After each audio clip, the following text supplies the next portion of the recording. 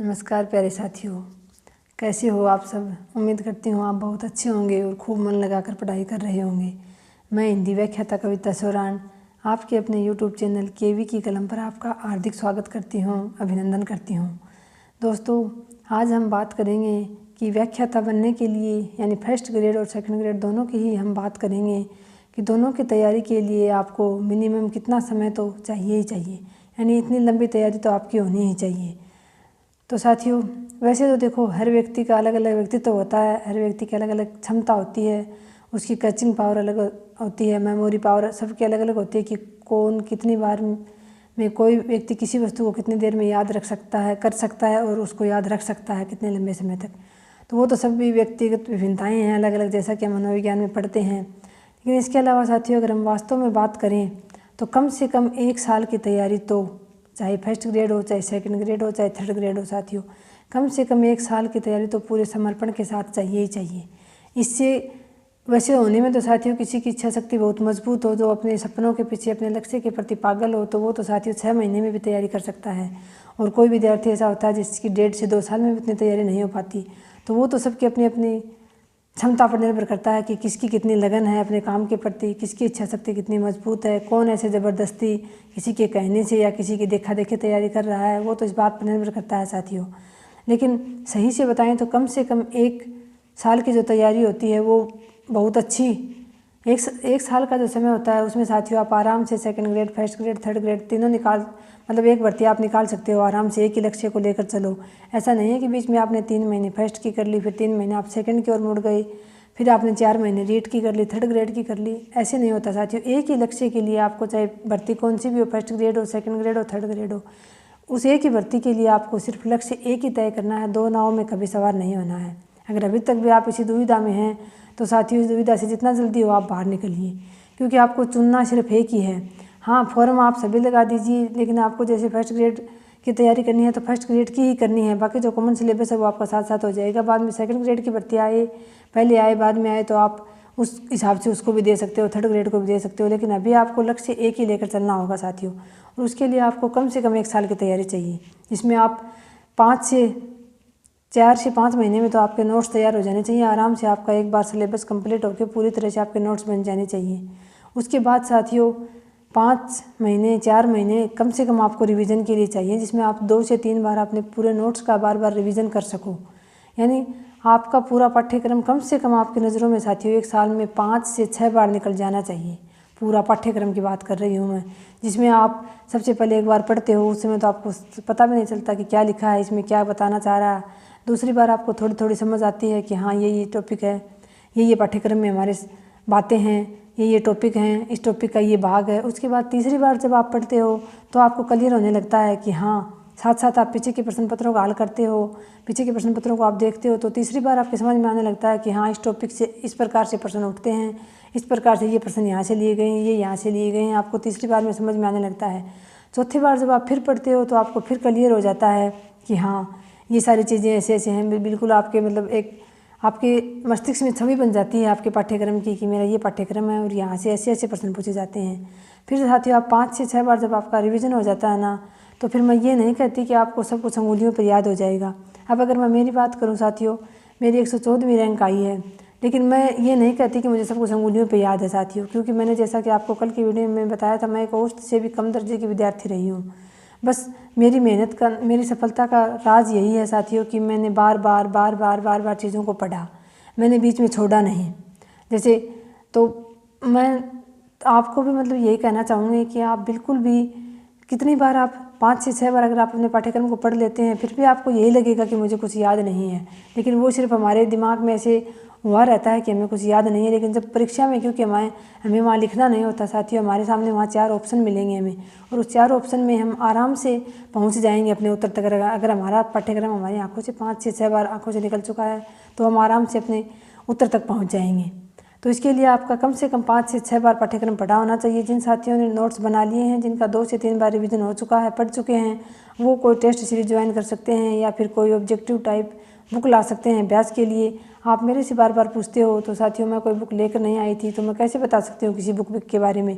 वैसे हिंदी की सुमन लता मैम की भी आती है, मिश्रा सर की भी आती हैं, आप किसी की भी ले सकते हो जो अगर हो सके तो आपने जिस भी ऐप पर से आपने कोर्स लिया हो तो हो सके तो आप उसी की टेस्ट सीरीज़ भी ज्वाइन करें, उसी सर की और उसी की ही आप बुक भी लेकर आएँ, क्योंकि आपको बुक में और उनमें थोड़ा थोड़ा अंतर मिलेगा। आपने ऐप कोर्स किसी से और सर का ले लिया, किताब किसी और सर की लेके आओगे, थोड़ा बहुत भी आपको डिफरेंट मिल जाएगा, तो फिर आप अपना मतलब ये समझोगे कि मेरे इसमें तो ये है ही नहीं, ये है ही नहीं, जबकि ज़रूरी नहीं है कि उसमें 4 लाइनें ज़्यादा छपी हैं उसमें से क्वेश्चन आ ही जाएगा, और उसमें तो 4 लाइनें कम हैं।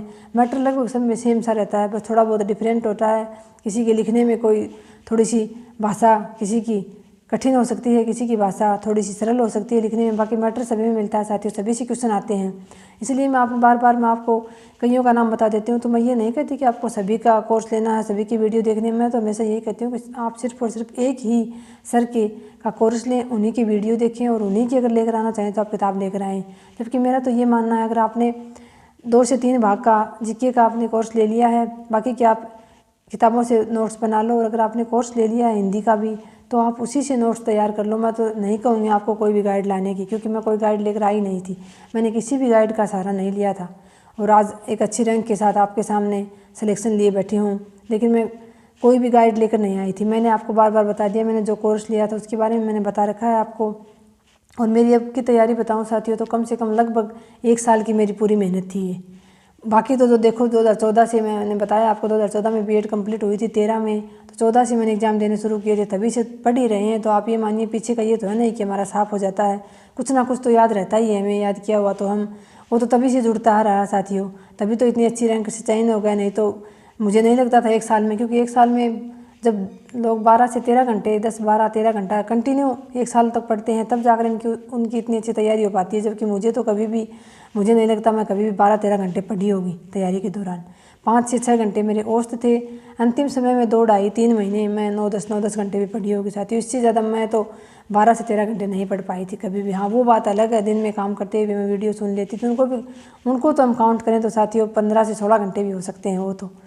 लेकिन बाकी अगर मैं बैठ कर एक जगह एकाग्रचित होकर काम करते समय वीडियो सुनते थे, तब तो ध्यान कानों में सुनाई देता था, लेकिन ध्यान तो मन काम में लगा रहता था। तो वो उसको ना जोड़ें तो साथियों एक जगह बैठकर मैं कम से कम 5 से 6 लास्ट में 8 से 10 घंटे पढ़ी होंगी। तो पीछे का जो जुड़ता आ रहा था, धीरे धीरे तैयारी की थी 2016 तक, तो ये मानिए 14 में की थी, 16 तक तो इतनी जानकारी नहीं थी। फिर 18 में रीट की थी साथियों। जैसे कि एक साथी का आज कमेंट था कि आप अपने बारे में बताएं कि आप कैसे औसत विद्यार्थी थे, आपके रीट में कितने क्या नंबर थे पात्रता में। तो साथियों 2018 में मेरे 113 नंबर आए थे, क्योंकि उस समय मैंने स्कूल ज्वाइन कर रखा था, घर पे आकर थोड़ा बहुत पढ़ती थी, प्राइवेट स्कूल में जाती थी मैं। और उस समय भी मुझे इतनी नॉलेज नहीं थी कि कहाँ से क्या प्रश्न आते हैं, ना मुझे पाठ्यक्रम का पता था।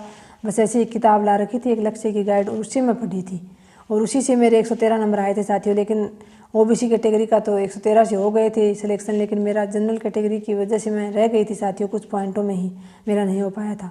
उसके बाद 17 में मैंने बताया मैंने 2nd ग्रेड का एग्ज़ाम दिया था, उसमें मैंने की क्या नहीं मिलाई कुछ भी। फिर 18 में 1st ग्रेड की भर्ती आई साथियों। तो जो मैंने 19 में उसका एग्ज़ाम होना था, लेकिन जनवरी 2020 में हुआ, तो उसमें मेरे साथियों 270 नंबर बने थे मेरे। और जबकि हमारी जो जनरल की फाइनल मेरिट है 2020 वाली भर्ती की, वो 285 रही थी, तो उसमें मैं 15 नंबर दूर रह गई थी। इसी बीच कोरोना काल में जो रीट की भर्ती आई थी, उसमें साथियों मेरे 120 नंबर बने थे। घर पे ही तैयारी की थी, घर पे ही पढ़ती थी मैं, वीडियो देखती थी गणपत सिंह राजपुरोहित सर के, उन्होंने करवाया था पाठ्यक्रम पूरा रीट का, SST का जो था वो। तो मैंने उस समय मेरे 120 नंबर आए थे, जो भर्ती रद्द हो गई थी। उसमें दोबारा जुलाई में पात्रता हुई थी, जैसे 2022 में पात्रता हुई थी। उस समय मैंने पात्रता के लिए मैं 10 से 15 दिन थोड़ा बहुत देखा था मैंने, जो पहले की तैयारी, क्योंकि उस समय मैं 1st ग्रेड की तैयारी के लगी हुई थी, और मुझे 1st ग्रेड ज़्यादा ज़रूरी था, क्योंकि मुझे पता था पात्रता तो वैसे भी हो ही जाएगी, क्योंकि पीछे कोरोना काल में बहुत अधिक तैयारी की हुई थी उसकी, बहुत लंबा समय दिया था उसको। तो मैंने पात्रता में उस समय मेरे 108 नंबर बने थे साथियों, 2022 में जो पात्रता हुई थी जुलाई में, उसमें। उसके बाद मेरा ध्यान उस समय 1st ग्रेड पर ही था, तो मैंने 1st ग्रेड को अपना पूरा टाइम दे रखा था। लेकिन औसत विद्यार्थी इसीलिए कह रही हूँ साथियों, क्योंकि किस समय में मैंने पढ़ाई की थी, बीच में इतने साल पढ़ाई छूट गई, और कुछ में मेरी खुद की वजह से लोगों की बातों को दिल से लगाकर, यानी खुद में इमोशनल ज़्यादा थी, उस कारण से मैंने ज़्यादा ध्यान देती थी लोगों की बातों पर, उस कारण से भी मैं पिछड़ गई थी। तो ऐसे करके मैं अपने आप को औसत बता रही हूँ साथियों। वैसे बचपन से तो इंटेलिजेंट थी, लेकिन बाद में परिस्थितियाँ बदलती रहती हैं, तो परिवार घर बच्चों को संभालते हुए और फिर इतने लंबे समय के गैप के बाद और जिस हिसाब से विद्यार्थी तैयारी करते हैं, जैसे कोचिंगों में, लाइब्रेरी में देखते हैं तो साथियों सुनते हैं लाइब्रेरी में बच्चे 10 से 12 घंटे लाइब्रेरी में दे के आते हैं। कोचिंगों में भी कभी घर वालों ने भेजा भी था 1-2 बार, तो जब भर्ती सिर पे आती थी तब भेजा गया था। उसके बाद भर्ती जाते ही, पेपर होते ही वापस घर आ जाते थे। तो साथियों समय मिलता कहाँ था, जबकि विद्यार्थी तो 2-2 3-3 साल बाहर ही रहते हैं, रूम लेके लाइब्रेरी ज्वाइन किए रहते हैं, कोचिंग करते रहते हैं, तो उतना समय तो कभी मिला नहीं। तो उतना समय नहीं मिला साथियों, बहुत बार दिमाग में आता था, लेकिन ऐसी बातों को अपने दिमाग पर कभी भी हावी ना होने दी कि कोई कितना ज़्यादा पढ़ रहा है और मैं तो उसके मुकाबले कुछ भी नहीं पढ़ रहा हूँ। बस आपको अपना लक्ष्य पता होना चाहिए। जैसे कि आपको फर्स्ट ग्रेड बनना है तो आपको फर्स्ट ग्रेड का आपका टारगेट, आपका लक्ष्य फिक्स होना चाहिए आपकी नज़रों के सामने। दूसरा आपको अपना पाठ्यक्रम क्लियर होना चाहिए कि मेरा ये पाठ्यक्रम है। इसके अलावा पीछे के प्रश्न पत्र हैं जो उसका आपको ध्यान होना चाहिए, कहाँ से किस पार्ट से कितने प्रश्न आते हैं। इसके अतिरिक्त साथियों आपके पास आपकी सामग्री होनी चाहिए, चाहे आपने कोर्स ले रखा है, चाहे नोट्स हैं। इन 3-4 बातों के अलावा यानी आपका लक्ष्य सबसे पहले निर्धारित होना चाहिए कि मुझे फर्स्ट ग्रेड बनना है। उसके बाद आपका पाठ्यक्रम आपकी आंखों के सामने होना चाहिए, आपकी सामग्री, आपका जो भी सिलेबस है वो आपके पास इकट्ठा होना चाहिए। ऐसा नहीं है कि आप कल एक बुक लेकर आए थे और आज आपको किसी और ने बता दिया कि ये इस बुक से प्रश्न आते हैं तो आप वो उठा लाए। नहीं साथियों, कभी भी ज़्यादा सामग्री इकट्ठी मत कीजिए। मैंने आपको हमेशा से बताया, किसी भी एक ही सर हो, मैम हो, किसी एक पर भरोसा कीजिए साथियों, और उसी का कोर्स लीजिए, उसी की टेस्ट सीरीज ज्वाइन कीजिए, और उसी चीज़ को आप बार बार जितना रिवीजन करेंगे उतना आप अपने लक्ष्य के नज़दीक जाते जाएंगे। कहीं भी भटकने की कोशिश ना करें। जैसे कई विद्यार्थी पूछते हैं कि मैंने घनश्याम पारिक सर का कोर्स भी ले लिया, मैंने शंकर सर की मेरे पास बुक है, या फिर KR मैया सर की मेरे पास बुक है, मैंने उसका कोर्स ले लिया, उसके नोट्स बना लिए। तो साथियों आप कितना कुछ भी बना लो, मैं ये नहीं कहती, आपकी कैपेसिटी है, आपकी अपनी मर्जी है। मैं तो हमेशा यही कहती हूँ, मैंने तो बार बता दिया आपको, मेरे पास सिर्फ और सिर्फ कविता माहेश्वरी दीदी के नोट्स थे। उन्हीं नोट्सों को मैंने पता नहीं 5 बार, 6 बार, 10 बार, कितनी बार पढ़ा, उनका ही मैंने बार रिवीजन किया था। इसके अलावा जैसे मैंने 1-2 बार आपको बताया, मेरे पास शुक्ल जी और नगेंद्र जी का जो इतिहास ग्रंथ हैं रियल, उनके वो मेरे पास इतिहास ग्रंथ हैं।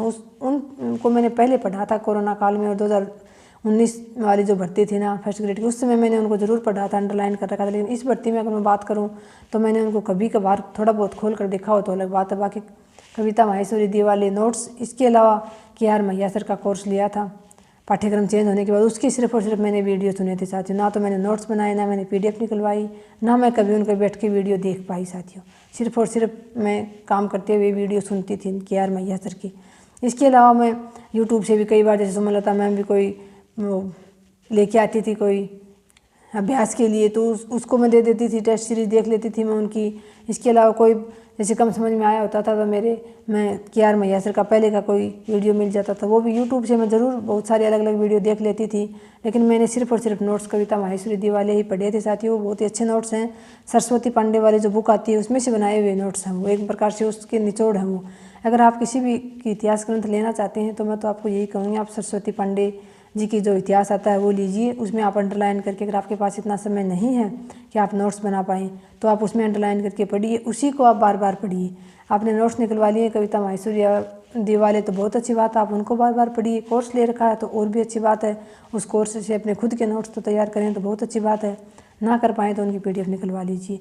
और उसके बाद मैं ये नहीं कहूँगी कि आप कोई गाइड भी लेके आइए उनकी, या कोई बुक भी लेके आइए। आपके पास जितनी कम सामग्री होगी आप उतनी ही बार अधिक रिवीजन कर पाओगे, और जितनी बार आप अधिक रिवीजन कर पाओगे उतना ही साथियों अपने लक्ष्य के करीब जाओगे, क्योंकि रिवीजन ही डिवीजन है। इस बात का ध्यान रखना हमेशा। तो साथियों आज ये वीडियो बनाने का उद्देश्य ये था कि मैं आपको ये कहना चाहती हूँ, आप बार किसी की बातों को सुनकर भटके नहीं, अपने इमोशंस को कंट्रोल रखें। तैयारी के दौरान किसी की भी बातों को दिल से ना लगाएं, नज़रअंदाज करें। संघर्ष का दौर है, ये गुजर जाएगा। किसी के आगे ना सारे दिन कहीं कि मैं तैयारी कर रहा हूँ, मैं तैयारी कर रही हूँ, मैंने ये पढ़ लिया, मैंने वो पढ़ लिया। आप जो सुनते हो ना लोगों से कि मैं ये पढ़ लिया, मैंने इतनी बार कोर्स कर लिया, किसी की भी ऐसी बातों पर विश्वास ना करें, क्योंकि साथियों कोई सही राय देने वाला नहीं होता है। लोग हमेशा जो लगे हैं वो भी बाद में क्या बताते हैं साथियों। मैं तो आपको मैंने जो पढ़ा था वही मैं आपको बार बता रही हूँ। मेरा जो परिणाम था वो भी मैंने आपको मेरे चैनल पे शेयर कर रखा है, वो आप देख सकते हो, उसमें भी कोई झूठ नहीं है। मैंने जो पढ़ा था वही मैं आपको बता रही हूँ साथियों। बाकी ज़्यादा मुझे फेंकना आता नहीं है, लेकिन आपको बहुत सारे लोग ऐसे मिल जाएंगे कि इतना घंटे पढ़ने की क्या आवश्यकता है, कम समय में भी हो सकता है। या फिर कोई ऐसे भी मिल जाएंगे कि 15-16 घंटे पढ़ने के बिना सही होगा ही नहीं। तो ऐसी कोई बात नहीं है साथियों। बस अपने लक्ष्य पर ध्यान केंद्रित रखिए, और किसी की बातों को भी आप आपको मैंने बता दी चीज़ें हैं, आपको 3 से 4 पता होनी चाहिए। इसके अलावा आपकी किसी भी कोई भी किसी प्रकार की बात कर रहा हो, कब भर्ती आएगी, कब क्या हो जाएगा, किसी भी बातों पर आपको ध्यान नहीं देना साथियों। क्योंकि जो सारे दिन हवाबाजी की बातें करते हैं ना, ये ना तो खुद पढ़ते हैं ना किसी और को पढ़ने देते हैं। तो आप ऐसे लोगों से दूरी बनाए रखें। आप सिर्फ जमकर मेहनत कीजिए, जो सामग्री है उसको पढ़िए, अपने पास जितना भी मैटर है उसको बार बार पढ़िए। आपको अपना पाठ्यक्रम, आपको अपना लक्ष्य, आपकी सामग्री आपके पास होनी चाहिए। रोज़ रोज़ सामग्री चेंज करने की ज़रूरत नहीं है। ये 3-4 बातें आप ध्यान रखिए साथियों, आपको सफल होने से कोई नहीं रोक सकता। इसके अलावा आगे आपकी मर्जी, तैयारी करने वाले आप सारे साथी समझदार हैं। कोई भी ऐसा नहीं है कि अनसमझ हो वो तैयारी कर रहा हो। बाकी आपकी मर्जी साथियों, आपको जो सही लगे वो आप करें। मेरा काम सिर्फ इतना ही है, आपको गाइडेंस देना, आपको सही रास्ता दिखाना। अगर मेरे रास्ते पर चलकर, मेरे बताए मार्ग पर चलकर एक भी विद्यार्थी सफल हो जाता है तो मैं अपने आप को सौभाग्यशाली समझूंगी साथियों। तो आज की वीडियो में इतना ही, मिलते हैं नेक्स्ट वीडियो में। जय हिंद, जय भारत।